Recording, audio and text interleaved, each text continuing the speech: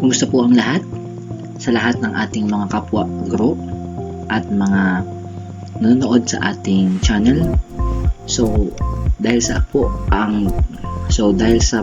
ang buwan na ito ay buwan ng wika, buwan ng Agosto, ang ating po ngayong ipinapakita ay plano ng aksyon sa buwan ng wika o ang ating action plan para sa pagdiriwang ng buwan ng wika.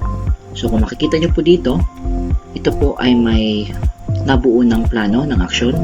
Ito po ay nakabatay sa mga magiging mga gawain. So maaari nyo pong tingnan yung screen at nang sa gayon ay makita at malaman kung ano ang mga pwede ninyong gawin.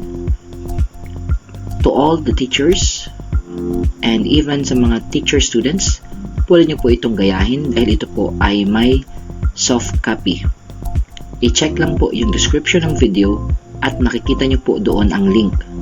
Ngunit tandaan, ito po ay nilagyan ko ng password upang malaman kung inyo pong napanood ang ating video.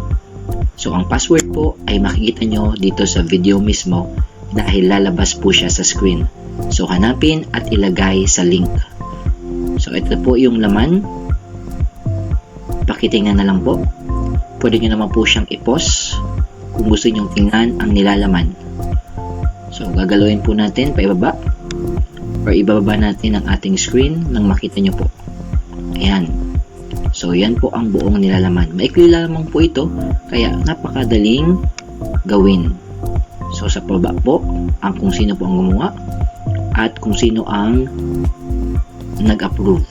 So sana po makatulong itong ating simpleng plano ng aksyon sa buwan ng wika. I-check lang po ulit ang description at doon nyo po makikita ang link ng soft copy. Kung nakatulong po tayo, pwede po kayong mag-subscribe sa ating channel o kaya mag-iwan ng komento sa ating comment section. Salamat po sa inyong panonood. God bless po.